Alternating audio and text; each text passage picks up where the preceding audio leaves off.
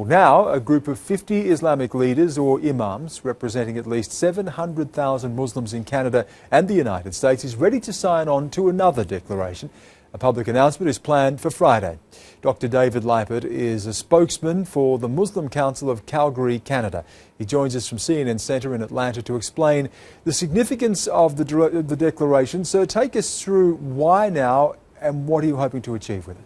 Well, you know, the great thing about the microscope that Islam has been under for the last 10 years is we really know ourselves very, very well, better than probably any faith group that there is in the world.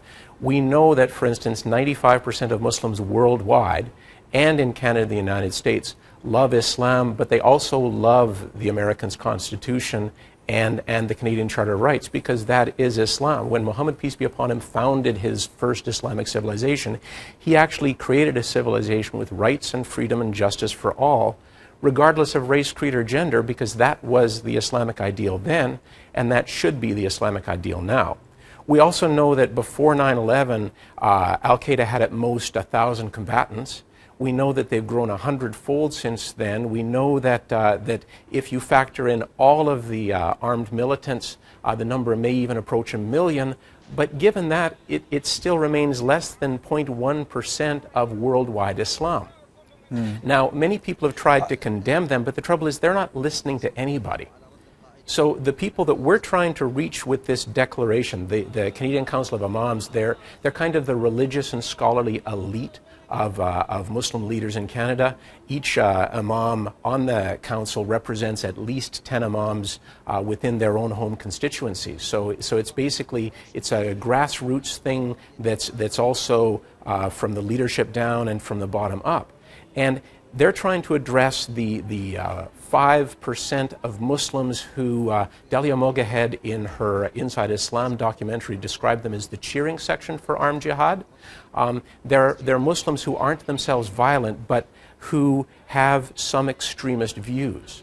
And they're not lost. Okay, I just want to pick you up on that, because you're talking there about the small percentages and the minority, and I hear you on that. But we also know that that's the minority that can create a lot of problems and do a lot of damage. And we're seeing Americans, Muslims in America, young Muslims who are attracted to groups like Al-Shabaab in Somalia, who are being attracted to Al-Qaeda in places like Yemen.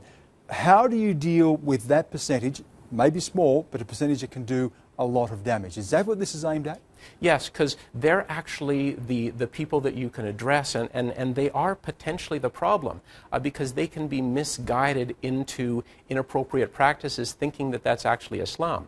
And so this declaration actually addresses the points that really identify the extremist mindset, and then refutes them by basically taking Islam back to the very beginning. For instance, the declaration contains the declaration that says the sanctity of human life outweighs the sanctity of religious laws. And this is one of the extremist viewpoints that is not agreed to by up to 5% of Muslims, but it's contradicted by the Quran and the Sunnah, which are the acts of Muhammad, peace be upon him, and the acts of the first 3 generations of Muslims who are known as the Salaf. And yet, so just quickly, we also know that the same groups, the extremist groups, use the Quran and use the Quranic teachings to actually make their point. Yes, and the thing that you can use to refute them is actually a more scholarly viewpoint. For instance, the ayah that they say says, fight the people of the book until they know themselves to be subdued, that so many people, extremist and Islamophobe, portray as if it's commanding Muslims to fight with Jews and Christians. That actually was revealed to Muslims. There were 25,000 at the time, and they had heard rumors of an army of 250,000 non-Muslims who were going to sweep down from the north and exterminate them. And so they left Medina expecting a fight to the death. And instead what they met was people who wanted to live in peace. And so what happened was that ayah wasn't telling them to fight because they were expecting a fight. That ayah was telling them when to stop.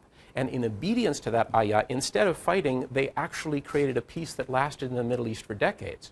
And so it's actually scholarly Islam that refutes extremist Islam. So we certainly appreciate you coming on the program, sharing your views with us there, Dr. David Liepert, spokesman for the Muslim Council of Calgary, Canada, joining us from Atlanta. Thank you. Thank you for having me.